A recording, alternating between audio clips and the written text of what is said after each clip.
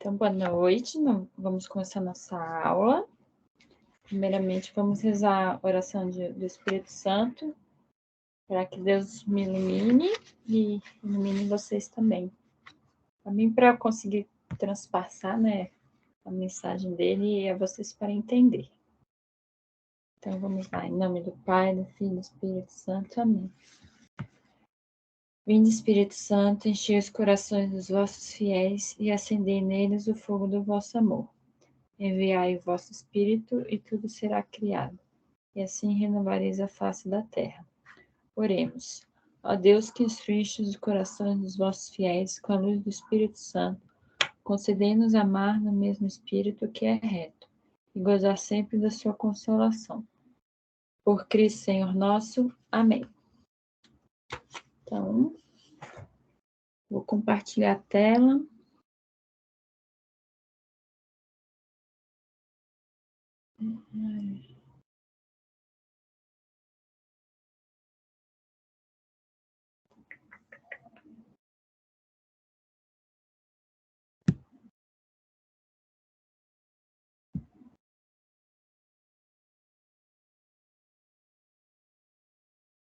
Ai, gente. Parece segurança. Vocês estão vendo minha tela? Vou precisar que vocês falem. Não tá aparecendo, não. Não. Vai aparecer segurança e privacidade. Não, tá aparecendo só você. Tá. Sei lá porque ele tá pedindo permissão. Deixa eu. Eu quero nem saber isso.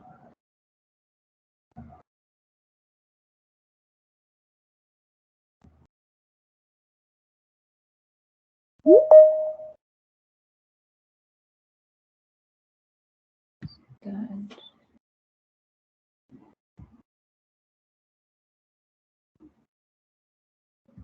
Oi, Thaís. Tô tentando compartilhar a tela aqui.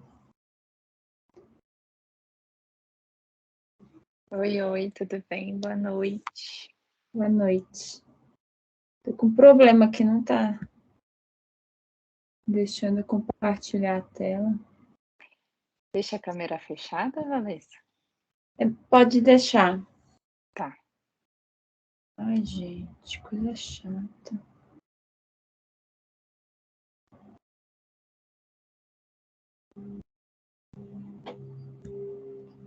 Gente, eu vou sair e vou voltar pelo aplicativo, ver se funciona. Eu vou parar a gravação. Beleza. Vamos ver aqui. Eu vou chamar o marido para ajudar.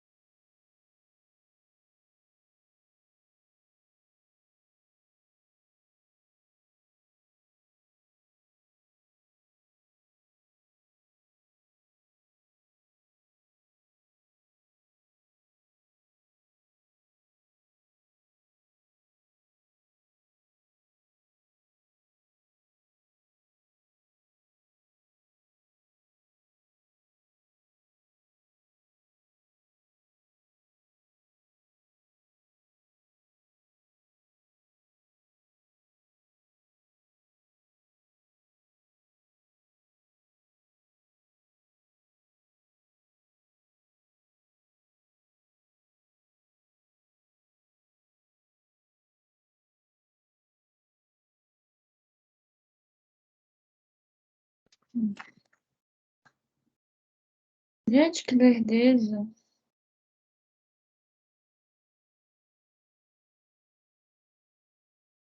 Oi, meninas. Oi, oi. Eu acho que continua Conseguindo, não? Oi, oi. Voltei, o negócio continuou gravando. Deixa eu só fazer uma coisa aqui. Vou tentar de novo. Desculpa fazer vocês esperarem, tá? Esse time sempre me. Eu sempre me embaralho. Oh, meu Deus, cadê você?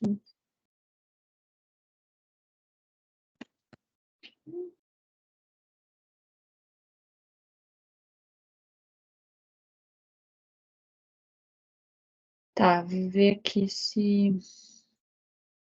consigo compartilhar.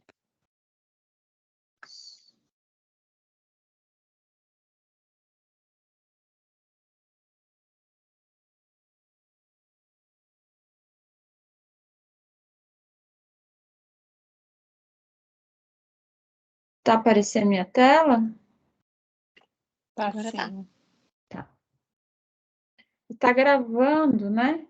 Bom, vou deixar aí a gravação. Do jeito que tá. Então vamos lá. Agora eu tenho que voltar a me concentrar aqui, né? Nós hoje vamos fechar o ciclo sobre os mandamentos, né? Então a gente está terminando a segunda parte do nosso curso. E hoje vamos falar sobre os mandamentos relacionados à santa pureza, que é o sexto e nono mandamento. E a aula está dividida assim, sobre não pecar, nessas partes, né? Não pecar contra a castidade, não desejar a mulher do próximo, explicando os dois. Quais são os pecados contra esse mandamento? Educação sexual e meios para cumprir esses mandamentos. Procurar ir além do não pecar. E aqui, assim, na nossa aula, eu não consigo. A gente vai falar, né, o que a igreja pensa sobre sexo. Então, onde que a gente acha, né, na Bíblia? No Antigo Testamento, em Deuteronômios, fala, né, não cometerás adultério e não cobiçarás a mulher do próximo.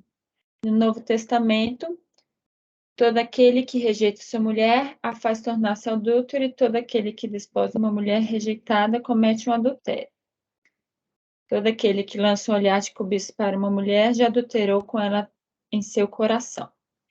Então, só em olhar, Cristo fala, né, que já adulterou. Peraí. Então, o sexto mandamento proíbe toda ação contrária à castidade. E o nono proíbe todo desejo e pensamento voluntariamente admitido nas ações proibidas pelo sexto. Então, eles são dois mandamentos que estão muito interligados, certo? E o nono, né, proíbe a concupiscência da carne.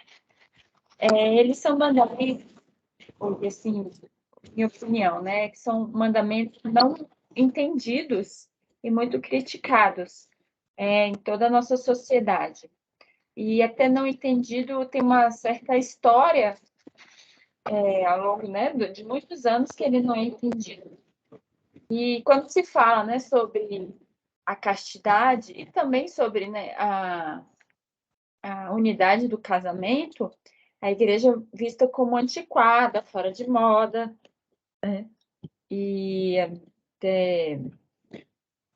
até visto assim, já ouvi falar, né, assim, uma pessoa falando que o professor do aluno falou que castidade é coisa da vovozinha. Então, assim, é muito visto como algo antigo, certo? Mas as pessoas que nem se dão o trabalho de perguntar, né, mas por que Deus quis a castidade? Por que ele quis a unidade do casamento? E se a gente for pensar desde a primeira aula sobre os mandamentos, Deus nos deu os mandamentos para nossa real felicidade. Então, ele quis isso não porque, assim, é o mais fácil, porque não é mais fácil viver assim, certo? mas sim porque é o melhor para a gente. Eu lembro na primeira aula de fundamento, né? Como se fosse o nosso manual de instrução de bom funcionamento. Então, essas questões estão nesse manual, né? Então, o sexto mandamento, e consequentemente nono, engloba o conjunto da sexualidade humana.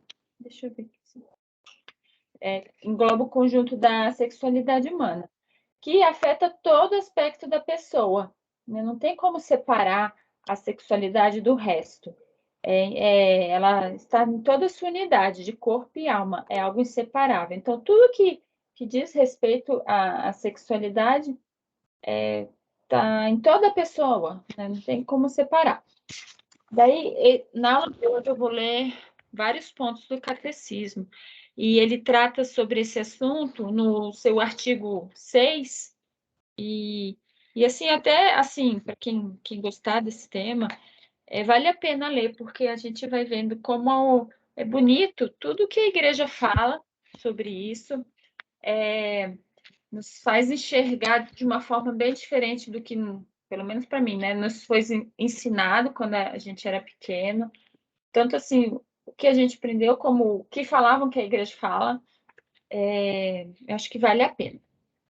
Então, tá lá no artigo 6, tá? Agora eu vou ler o ponto 2333 e 2334, que fala sobre a diferença e complementariedade do homem e da mulher. Ele fala aqui: cabe a cada um, homem e mulher, reconhecer e aceitar sua identidade sexual. A diferença e a complementariedade físicas, morais e espirituais estão orientadas para os bens do casamento e para desabrochar da vida familiar. A harmonia do casal e da sociedade depende, em parte, da maneira como se vive entre os sexos a complementariedade e a necessidade e o apoio mútuos.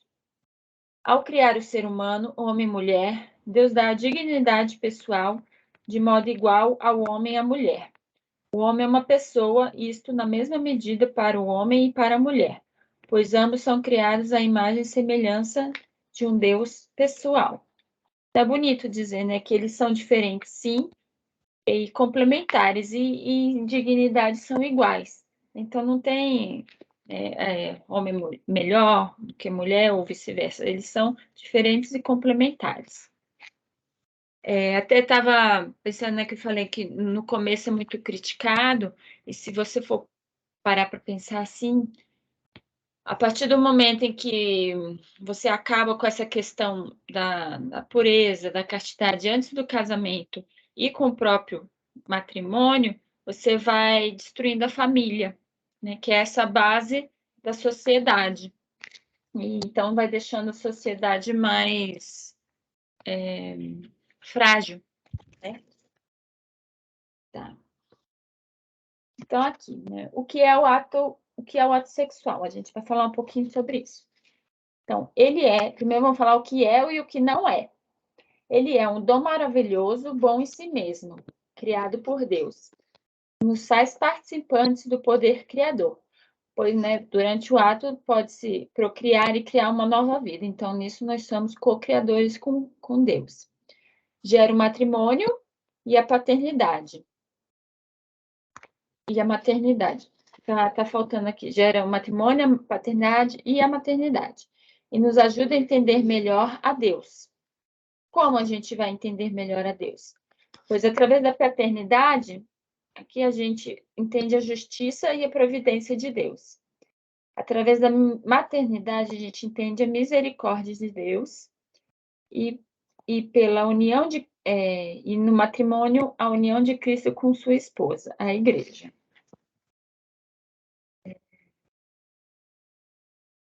Daí eu vou entrar, assim, o ato sexual, ele é prazeroso, assim, tem um objetivo do fato dele ser prazeroso, né, que é para ajudar na perpetuação da espécie. Pois, se não fosse prazeroso, não haveria perpetuação da espécie, né? Se fosse algo que não fosse bom, né, gostoso, a gente não faria, pois dele gera responsabilidades, né? Gera novas vidas que envolve tanto a geração como o cuidado, né? Não é só ter o filho, tem que cuidar. Então, assim, Deus uniu, né? A perpetuação da espécie com algo que dá prazer. Que nem comer também dá prazer, né? Mas se não fosse gostoso, talvez a gente não comeria e morreria. Então, é isso né? E, faltou botar isso no slide, né? Mas o ato sexual, ele tem duas funções, que é unitivo e procriativo. Unir o casal e procriar, né? Não que ele só tenha que ser feito, né, no momento de procriar, vamos dizer assim. Mas ele deve estar aberto à vida. Segunda que vem, vou fazer propaganda, né? Vai ter aula sobre a Humanae Vitae, que é a encíclica, que a Lígia vai falar muito disso, né? Ela vai, vamos dizer, aprofundar mais ainda essa aula. E é muito legal, eu aconselho todos a assistir. Então, eu vou ler aqui mais um pontinho, que é o ponto 2366. A fecundidade é um dom, um fim do matrimônio, porque o amor conjugal tende naturalmente a ser fecundo. O filho não vem de fora acrescentar-se ao amor mútuo dos esposos. Ele surge no próprio âmago, nessa doação mútua, da qual é fruto e realização. A igreja, que está do lado da vida, ensina que qualquer ato matrimonial deve permanecer aberto à transmissão da vida. Essa doutrina, muitas vezes exposta pelo magistério, está fundada na conexão inseparável que Deus quis e que o homem não pode alterar por sua iniciativa, dentre os dois significados do ato conjugal, o significado unitivo e o significado procriativo. E agora a gente vai entrar aqui no que não é o ato sexual, né, que são duas visões assim que aparecem muito. Uma é assim, é mais antiga, assim, acho que foi passada para a nossa geração, ou para a geração dos nossos pais, pelo menos pela minha história, é isso. E a outra que é atual, né?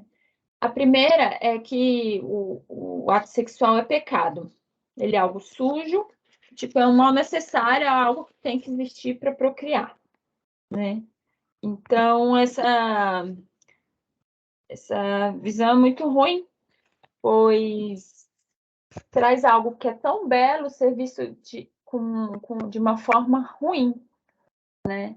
E faz assim com que as pessoas, por exemplo, não falem sobre o assunto, né? Não vai se falar na família, uma mãe não vai ensinar para a filha, né?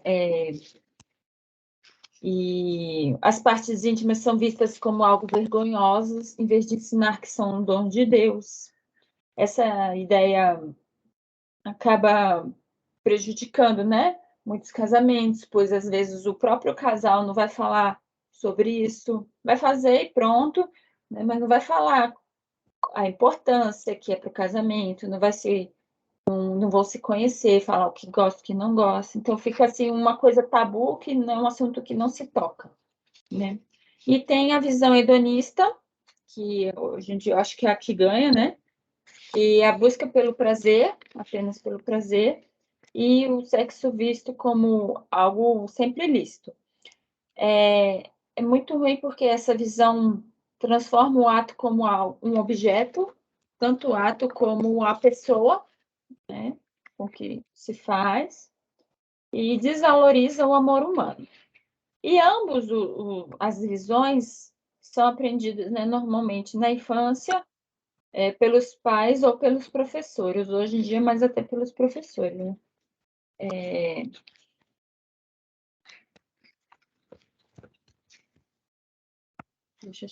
Deus vinculou o prazer ao sexo para facilitar sua prática, mas não se deve buscar apenas o prazer, né? Como na comida, da mesma forma que na comida a gente não tem que comer só o que é gostoso, né? O ato sexual também não tem que fazer só porque é bom, né? E quando se busca só o prazer, se desvaloriza o amor humano, que é no contexto que deve ser feito. Então, entrando nisso, a gente vai falar um pouquinho sobre a virtude da castidade, né? É uma virtude própria do ser humano que sabe o que vale a sua alma, um ser humano que se valoriza. Ela é uma virtude moral que regula toda expressão voluntária de prazer sexual dentro do casamento e exclui totalmente fora do estado matrimonial. Então, ela equilibra dentro do casamento e exclui fora. Os seres humanos mais íntegros são os que vivem melhor a pureza, pois não precisam usar o sexo para sua afirmação, né? Não precisa usar desse, vamos dizer, um mecanismo para se autoafirmar na sociedade, certo? Vou ler aqui o ponto agora, 2337 do Catecismo. A castidade significa a integração correta... Desculpe, eu não posso ajudar com isso aqui. A Siri vai funcionar aqui. Que susto! A castidade significa a integração correta da sexualidade na pessoa, e com isso a unidade interior do homem em seu ser corporal e espiritual. A sexualidade, na qual se exprime a pertença do homem ao mundo corporal e biológico, torna-se pessoal e verdadeiramente humana, quando integrada na relação de pessoa a pessoa, na doação mútua integral e temporalmente ilimitada do homem e da mulher. Isso quando a pessoa, vamos dizer, consegue dominar esses seus impulsos, né, ela aprende a ter domínio de si, o que leva à real liberdade humana. Hoje em dia, né, entende-se que liberdade é fazer tudo o que quer, quando quer, porque quer, né, independente de qualquer coisa. Porém, liberdade não é isso, né? Deixa eu ver se está aqui. A liberdade é a escolha do bem. Essa liberdade que, né, se diz hoje em dia, né, fazer o que quiser, ela acaba, na verdade, levando à escravidão. Mas como, né? Por exemplo, uma pessoa que, né, entrando nesse tema do sexto mandamento, que acha, vou fazer o que quiser, vou ver pornografia. Ela acaba, com o tempo, virando escrava da pornografia, pois aquilo vai viciando. Então, quando ela quiser sair daquilo, ela não consegue, ela está presa, né? Então, leva essa real liberdade pela escolha do bem, ou vivência da castidade. Ou o homem comanda suas paixões ou obtém a paz, ou se deixa subjugar por elas e se torna infeliz. Que cair, né, ser guiados apenas pelas paixões, acaba nos tornando infelizes. E devido ao pecado original, o controle perfeito da razão sobre o corpo e seu desejo está gravemente debilitado. Então, sempre devemos estar atentos. Então, sempre viver, né, assim, como, né, teve o pecado original, esse nosso... temos a tendência de pecar nesse âmbito. Então, a gente não pode pensar, isso nunca vai acontecer comigo, nunca vou trair ninguém, nunca vou... Ou então, um casal de namorados, né, que quer viver, não, a gente pode fazer o que quiser, que não vai cair, né? Mas não, a gente tem que sempre estar de olhos abertos, né? Daí, aqui são as formas de viver a castidade, que depende da situação da pessoa, né? Que aos solteiros tem a virgindade, ou celibato consagrado, para aqueles que se consagram, né? Na qual dedica-se mais a Deus com coração indiviso. Tem os casados, em que vive a castidade conjugal, onde o ato é para união e procriação. Isso quer dizer viver a fidelidade matrimonial e também não impedir artificialmente a procriação. Aos celibatários é a continência, né? Não ter nenhum ato. E os namorados e noivos, eles são chamados a viver a continência enquanto estiverem nessa situação, e é uma época de muita provação e descoberta de respeito mútuo. né? É um momento onde eles aprendem a ser fiéis e dentro dessa esperança de se receberem ambos, assim, da parte de Deus. É bonito, assim, você ver, pensar, né? Que quando se vive, né, a castidade no namoro, você está treinando, querendo ou não, está treinando para vivê-la, viver a fidelidade no casamento, para viver também, né, sei lá, um momento que não pode ter filho, conseguir ficar sem ter o ato. Então, é um treinamento, né? E ambos os namorados e noivos devem ajudar-se mutuamente, né? Um ajudar o outro. E agora a gente vai para uma lista grande sobre quais são os pecados contra a castidade e que acaba entrando, né, nos 2 mandamentos, no 6º e o 9º. Então, primeiro, a luxúria, que é esse desejo desordenado pelo prazer, que é a busca pelo prazer em si sem as suas finalidades, o prazer pelo prazer. E a fornicação, que são as relações pré-matrimoniais, o sexo praticado por pessoas antes de se casarem, né? Então, para que não seja fornicação, eles devem esperar o casamento, viver a castidade no namoro, né? No noivado. É a masturbação, que é o sexo praticado consigo mesmo. Ele fere a faculdade geradora, ele não vai gerar nada, né? E também fere a fidelidade matrimonial, pois é algo muito mecânico, né? A pessoa com ela mesma, é a busca do prazer pelo prazer, né? A pessoa com ela mesma. E isso é manifestação de egoísmo. Os atos homossexuais. É o sexo praticado por pessoas do mesmo sexo. Como não são, esse ato não é aberto à possibilidade de ter filhos, mostra que é a busca pelo prazer. Além disso, vão contra a natureza humana. Em si, a atração por pessoa do mesmo sexo não é pecado. Então, gostar em si não é pecado.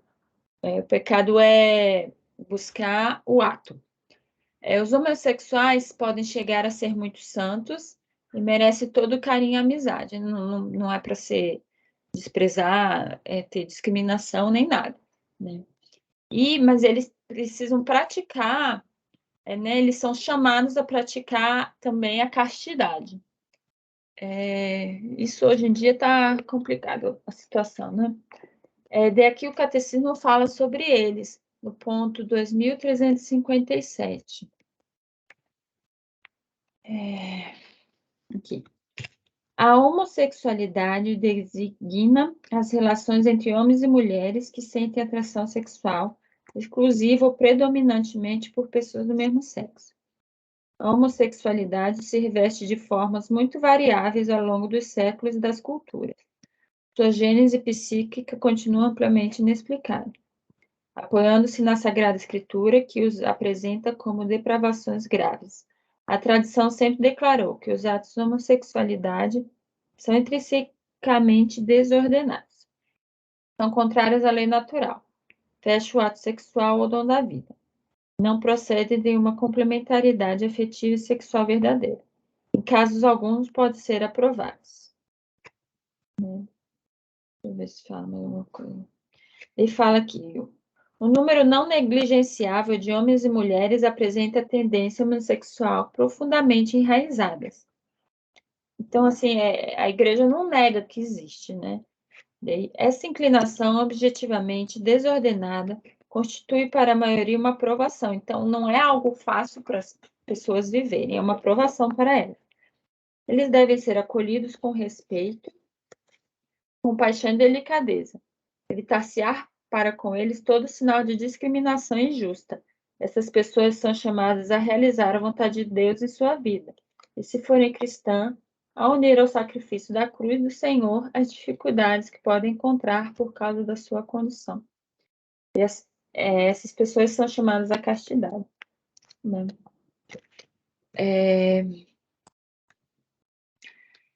O uso de métodos artificiais para impedir a procriação, que fere a abertura à possibilidade de ter filhos. Então, né, vamos dizer que os métodos artificiais, eles deixam o ato sexual manco, né? Ele perde uma das suas pernas, né? Do seu, assim, do porquê que ele existe. E é lícito usar métodos naturais para evitar os filhos, porque o sexo é praticado sem impedir a procriação, né? Assim, não está impedindo, ainda está aberta a vida, apesar de, né, de não ser período de fértil e tal, mas se for para acontecer, vai acontecer, né? A fecundação. Mas ainda assim, o casal deve ponderar se realmente há motivos graves, assim, para espaçar e tal. A Lígia vai falar um pouco mais sobre isso também na aula, sobre tanto ter filhos e a responsabilidade de criá-los. Ela vai entrar nisso também. Daí a pornografia, que desnatura o ato conjugal. Deixa eu achar onde está aqui.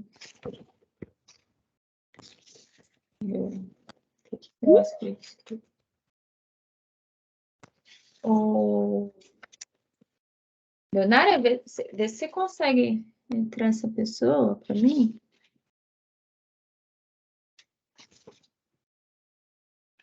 Perdi. Que engraçado.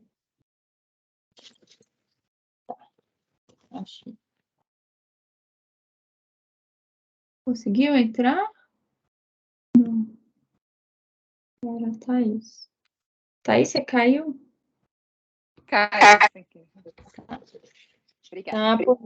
Nada. A pornografia, que desnatura o ato conjugal e atenta contra a dignidade de quem pratica, né? Que são os atores, os comerciantes e o próprio público. E ela leva a ilusão de um mundo artificial, porque tudo que está ali não é o natural da coisa. Então, ela é um ótimo destruidor de relacionamentos, né? Além de né, acabar com a dignidade da pessoa que está fazendo aquilo, né? E a prostituição atenta contra a dignidade da pessoa que se prostitui, que é reduzida a um mero objeto de prazer, né? E é um flagelo social, assim, é uma grande machucado social, né? E se envolve crianças e adolescentes, também é um escândalo. Eu vou explicar o escândalo depois, né? Então, assim, é pior ainda se envolve crianças e adolescentes. É sempre pecado entregar-se à prostituição, mas a miséria, a chantagem e a pressão social podem atenuar a imputabilidade da falta, né? Então, assim, tem muitas pessoas que vivem essa realidade, mas não gostariam de viver, né? Então, isso pode atenuar a imputabilidade da falta. É o estupro, que fere a justiça e a caridade. Lesa o direito de cada um ao respeito, à liberdade e à integridade física e moral. É horrível, né? Ele é sempre mal. Qualquer situação, ele é mal. E é mais grave ainda se cometido por pais ou professores, né? Cometido a crianças e adolescentes. Daí, o escândalo. O escândalo, assim, ele pode, vamos dizer, envolver, eu acho que todos, né? Os listados acima, que é sempre quando há corrupção de jovens em qualquer um desses atos listados acima, né? Então, quando o adulto faz com que um jovem, uma criança, realize algum desses, né?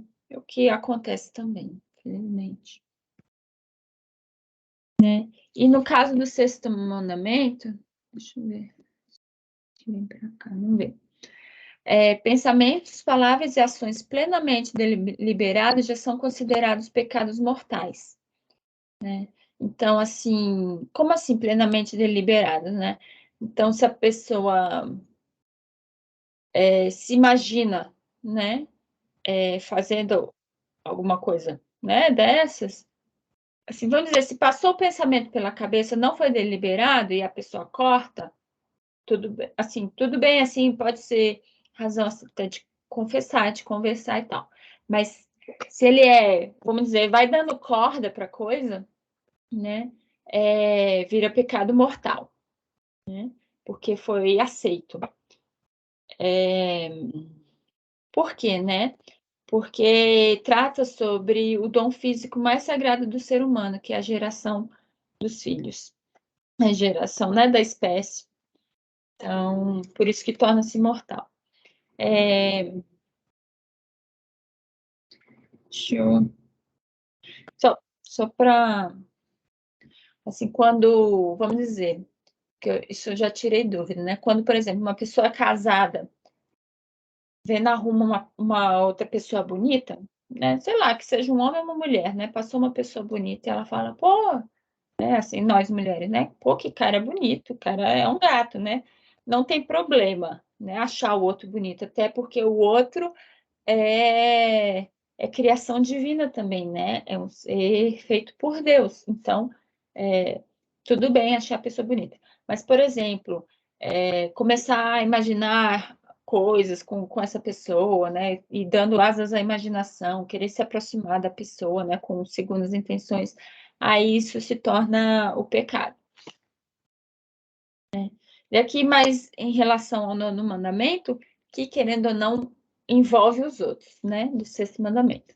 É o adultério, que é o sexo praticado ou com pessoa casada ou não casada, com outra pessoa casada ou por pessoas não casadas entre si, né? Ele fere a fidelidade matrimonial, vai contra castidades e contra a justiça, porque o corpo de uma pessoa casada pertence ao seu cônjuge.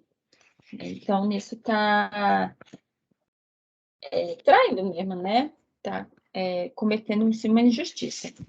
Ele aqui no Catecismo, ponto 2364, vou falar sobre o adultério. Deixa eu achar ele aqui. O casal de cônjuges forma uma íntima comunhão de vida e de amor que o Criador fundou e dotou com suas leis.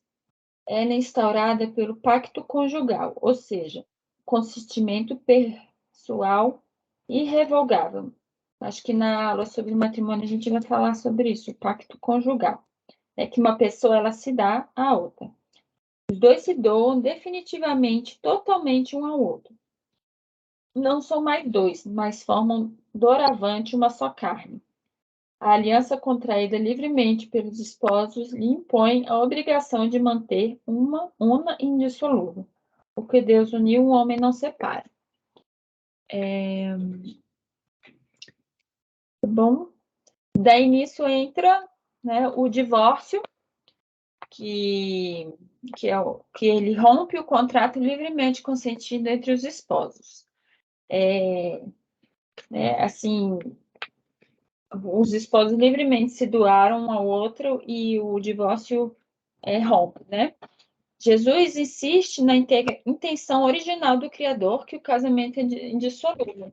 Né? Tem em Marcos, capítulo 10, versículo de 5 a 9, aqui, ele fala, né, que perguntaram, né, se o homem poderia separar-se da carta de divórcio à sua mulher. De Jesus fala que foi devido à dureza do vosso coração que Moisés deu essa lei, né, de poder divorciar-se. Mas no princípio da criação, Deus o fez homem e mulher. Por isso deixará o homem, pai e mãe, e se unirá à sua mulher. Os dois serão, senão uma só carne. Assim já não são dois, mas uma só carne. Não separe, pois, o que o Deus uniu. Então, Cristo é bem enfático nisso, né? Há casos em que a separação é necessária, né? Porém, com a manutenção do vínculo. Isso pode ser legítimo em certos casos do direito canônico, por exemplo, quando há violência, né? Vamos dizer, permite a separação de corpos. Ali já vai entrar nisso também, eu acho. Né? E também tem, hoje em dia, né, fala-se muito, né, da nova união, que é, né, o segundo casamento, que aumenta a gravidade, quando assim a pessoa publicamente, né, faz uma nova união, aumenta a gravidade do divórcio. É como se a pessoa cometesse um adultério público. Eu confesso, assim, que eu não me aprofundei muito nesse tema, né? Mas hoje, assim, a própria igreja está tentando ver como recebe essas segundas uniões, né? Eu não vou ter muito o que falar sobre isso, não, né? Porque aquela coisa, assim, cada caso, né, tem toda uma história por trás, e as pessoas não devem ser isoladas da igreja, né? E sempre tratadas com caridade, né? Tentar entender o que se passa no coração das pessoas, né? Acho que todos aqui temos pessoas queridas que já passaram por isso, certo? Tá. Enfim, é um fato, assim, que não é fácil viver, todas nós sabemos, né, que cada um seu casamento, como é difícil, assim, a gente construindo esse amor dia a dia, né, vivendo as dificuldades que vão acontecendo. E, assim, se a pessoa não tem a Deus, não vai buscando, assim, né, conhecendo e melhorando, realmente é difícil. Hoje em dia, numa sociedade em que isso é muito aceito, mais fácil é separar. Daí eu vou ler aqui o ponto dos 1385 e 2386 no Catecismo. O caráter imoral do divórcio deriva também da desordem que introduz na célula familiar e na sociedade.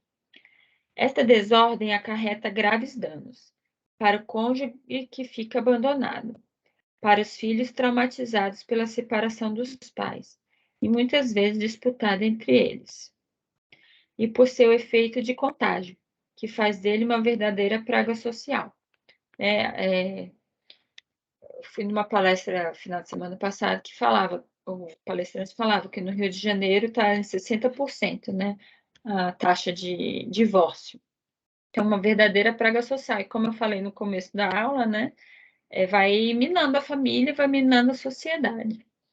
E pode acontecer que um dos cônjuges seja vítima inocente do divórcio decidido pela lei civil. Nesse caso, ele não viola o preceito moral. Existe uma diferença considerável entre o cônjuge que se esforçou sinceramente por ser fiel ao sacramento do matrimônio e se vê injustamente abandonado, e aquele que, por uma falta grave de sua parte, destrói o casamento canonicamente válido. Então, assim, vai muito da situação de cada pessoa, né? É isso. Então, o incesto, que são relações íntimas entre parentes, e a união livre, né, que também hoje está na moda, que é quando o casal se recusa de dar forma jurídica pública ao relacionamento íntimo. É juntar, né? Estamos juntos, e em que as pessoas, né, defendem hoje que né, vai fazer um test drive antes para ver se vai dar certo. O que é muito triste, porque as pessoas não são testáveis, né? Não são objetos, justamente, né, transformando a pessoa num objeto. E o ponto 2390 do Catecismo fala assim: existe união livre quando o homem e a mulher se recusam a dar forma jurídica pública a uma ligação que implica intimidade sexual. Daí, né, ele fala que a expressão união livre é enganosa, com efeito que significado pode ter uma união na qual as pessoas não se comprometem mutuamente e revelam assim uma falta de confiança na outra, em si mesma no futuro. Então, falando, né, que isso é uma farsa. Muitos chamam hoje a espécie do direito à experiência, quando há intenção de se casar. Qualquer que seja a firmeza do propósito dos que se envolvem em relações sexuais prematuras, estas não permitem garantir em sua sinceridade e fidelidade a relação interpessoal de um homem e de uma mulher, e principalmente protegê-los contra as fantasias e os caprichos. Então, assim, não é porque experimentou que deu certo na experiência, vamos dizer assim, que vai dar certo, né? Então, as pessoas acabam caindo numa cilada, elas mesmas criam. Né? Então, agora, a gente está falando de coisa ruim, vamos falar de coisa boa. Né? que é como viver, como cumprir esses mandamentos. Então, é viver as virtudes, né? Da modéstia, da temperança e do pudor. O que é modéstia, né? Ela é a guardiã da castidade, é a virtude que nos leva a abster-se de ações, palavras ou olhares que possam despertar o apetite sexual ilícito em nós e nos outros. Então, preservar beijos e carícias, no caso dos namorados, cuidar do modo de vestir. Os pecados contra a modéstia podem ser veniais, pois dependem da intenção, do grau que desperta o interesse e da gravidade do escândalo causado. Então, assim, tem gente que se veste com a intenção, né, de, sei lá, no trabalho, assim, uma mulher que se veste com a intenção de atrair um colega de trabalho, né? É pior do que sei lá, uma pessoa que, na verdade, nunca recebeu alguma orientação sobre a melhor forma de se vestir. E a temperança, ela é comandada ela comanda pela razão as paixões e os apetites da sensibilidade humana. É buscar o dom de si, né? O autocontrole, vamos dizer. E é um trabalho de longo prazo, intenso em algumas épocas. O dom de si no namoro fortalece o dom de si no matrimônio, né? Que eu falei anteriormente. E sempre tem que estar se controlando, né? Não é algo que a gente chega assim a estar pronto. E o pudor que preserva a intimidade e protege os mistérios das pessoas e seu amor. Inspira a resistir às pressões da moda e das ideologias dominantes. Então, não é porque determinado tipo de roupa está na moda que a pessoa vai usar, ou então para estar em determinado grupo, né, vou fazer tal coisa. E o pudor deve ser ensinado às crianças, que nisso vai despertando o respeito para si e para o outro. Né? E hoje em dia, né, com a internet, elas devem aprender, né, que elas devem se guardar, não devem falar tudo de si, né, com as redes sociais. Isso vale para a gente também, né, não falar tudo sobre nós, saber que tipo de foto vai postar, né, e até assim, no casamento, pudor no casamento, né, não é sair falando assim para todo mundo sobre como é o relacionamento com o marido, né, isso pode ser muito prejudicial. Claro, assim, se você vai pedir ajuda para alguém, alguma orientação com uma pessoa específica, você fala algum detalhe. Mas no resto, você não fala nada, né? É uma coisa muito íntima. Daí, né, outras formas, né? Evitar as ocasiões de pecado que está dentro da modéstia. Informar-se antes de, por exemplo, ler um livro, revista, né, notícia ou algum programa de televisão e filme. É interessante, né? Como filmes, assim, quando a gente vê alguma coisa na televisão, aquilo acaba voltando na nossa mente e fica reverberando aquela história, né? Então, a gente ter esse cuidado, mas para não ficar dando asas à imaginação.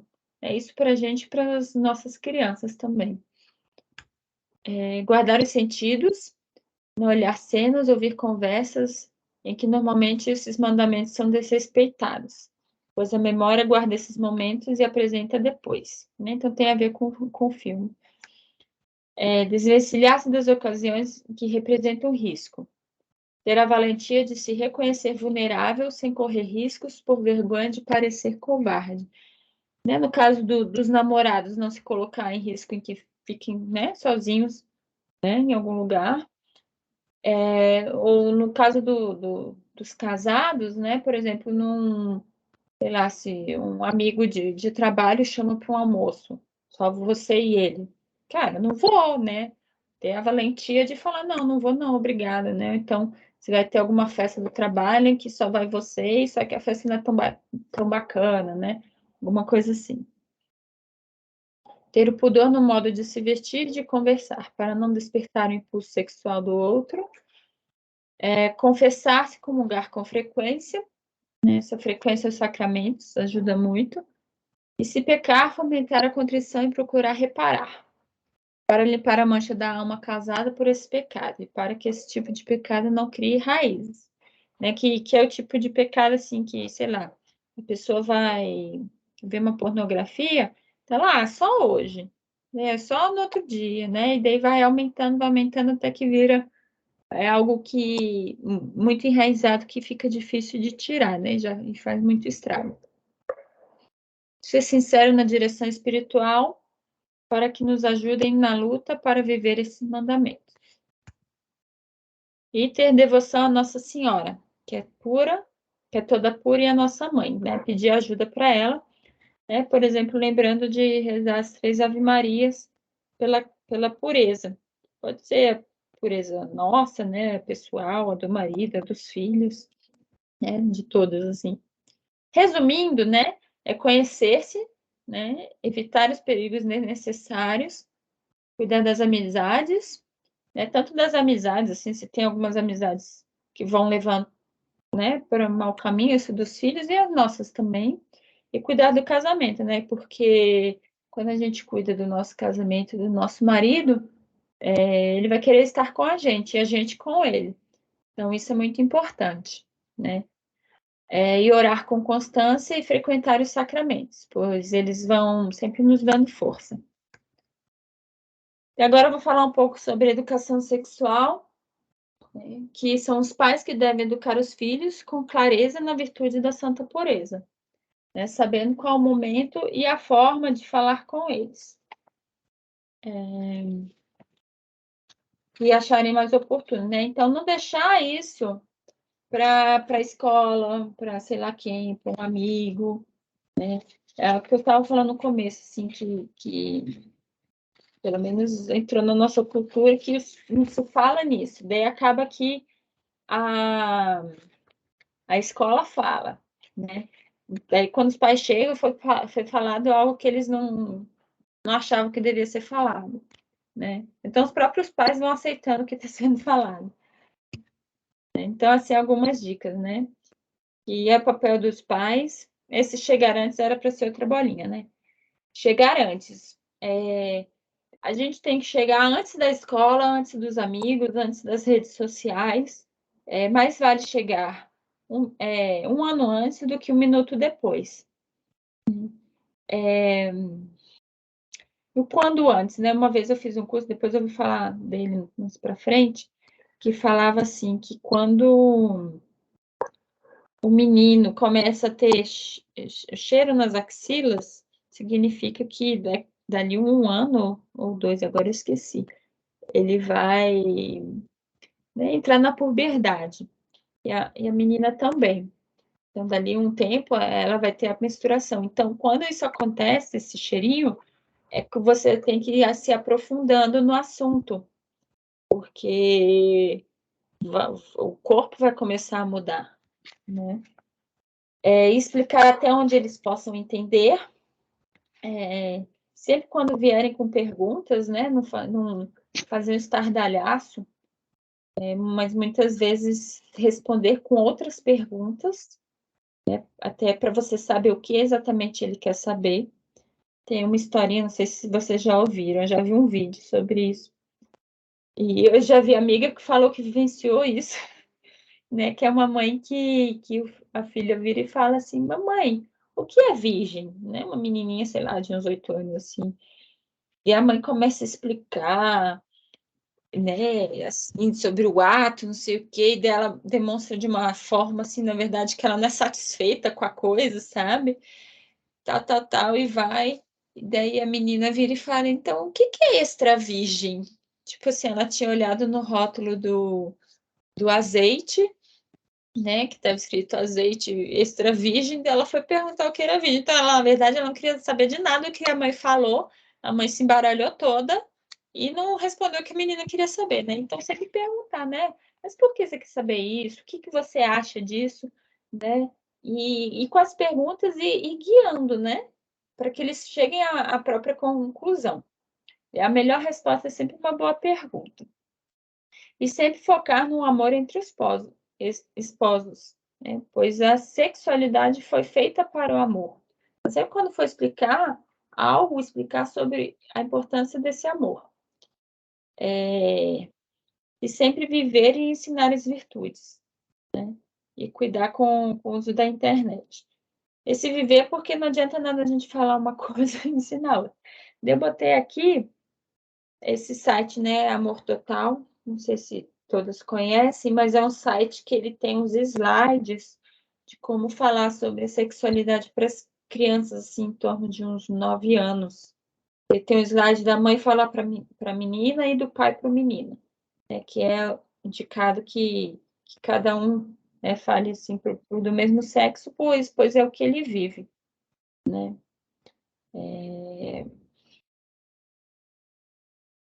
Saber que Deus nos dá a graça para isso também, né? Daí é onde nos formar mais. Aqui, assim, não, só terminar, né? Não se recomenda da educação sexual nas escolas porque cada ser humano é único e precisa de uma atenção individualizada num assunto tão delicado e bonito, então não ser aquela coisa abrangente, né? Que às vezes, né, a pessoa pode ficar, né, tímida, com algum trauma, né? Que fala, né? Escola ao ensinar pode criar obsessão ou trauma.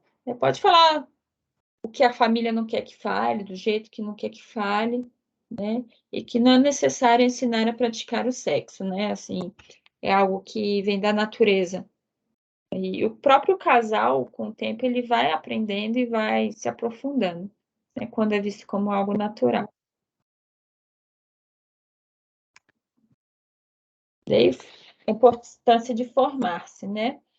Eu botei aqui, se informar sobre teologia do corpo, que ela foi desenvolvida pelo Papa São João Paulo II, após sua eleição em um ciclo de catequeses, lá em 1979 até 1984, então não é uma coisa assim, é a nossa idade, né? Assim, um pouco mais velho que a gente, né? Então, são coisas mais, assim, antigas e é tão bonito, né? Cadê? A respeito da teologia do corpo, foi um importante capítulo da antropologia teológica e moral familiar da Igreja Católica.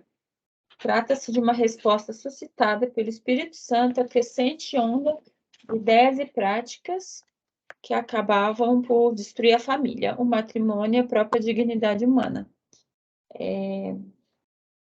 Então, é muito bonito quando a gente passa a estudar isso, né? Ver a sexualidade, né? Como algo velho e tal. E tem um curso que eu botei, o Teen Star, é um curso que eu fiz, que também é um programa internacional de educação em sexualidade humana. E eu sei que, assim, de que eu conheço, já teve 3 vezes em Brasília. Então, se um dia vocês ouvirem falar, vale a pena fazer. Ele é baseado na teologia do corpo. E tem a Dorita Porto, que ela fala bastante sobre isso no Instagram.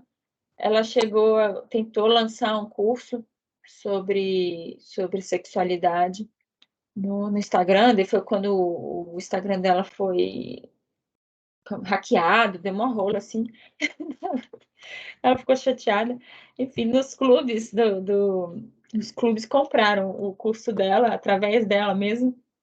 E esse ano, todos os clubes femininos de Brasília vão dar o curso dela para os pais, né? Vai ser a formação de pais.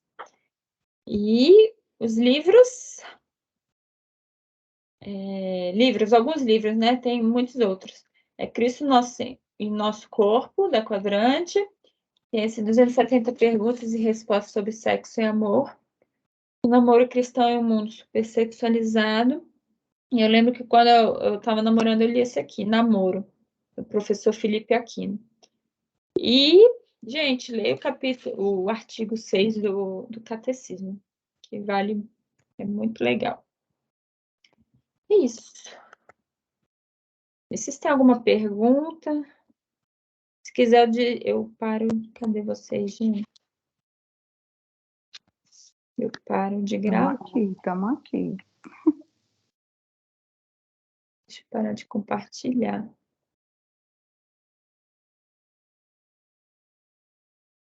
Parou de compartilhar? Parou.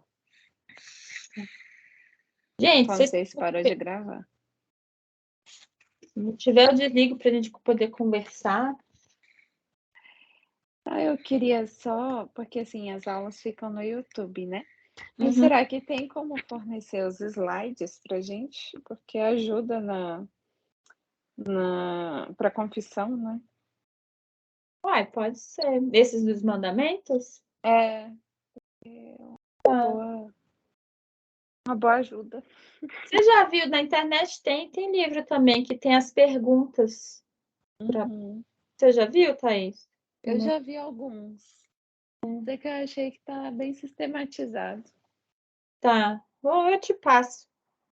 Beleza. Se alguém mais quiser, fala no particular, que eu passo também. Esse de vocês está muito bom mesmo, muito bom. É uma lista grande, né? Quando eu fui, gente, mas que lista grande.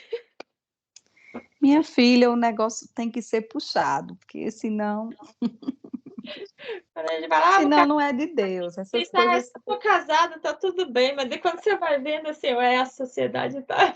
a gente já sabe que essas coisas fáceis demais Ah, não pertencem a Deus.